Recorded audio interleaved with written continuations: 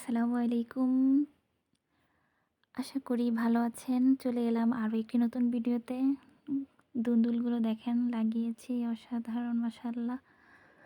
প্রত্যেকটা ইয়াতেই হচ্ছে দুন্দুল হয়ে আছে। ছিঁড়বো।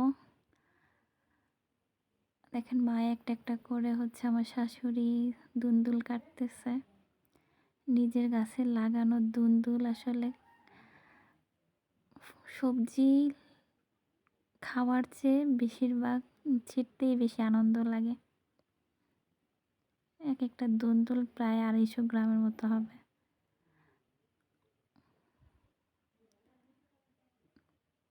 পাতার নিচে, নিচে হচ্ছে দুন্দুল হয়ে আছে।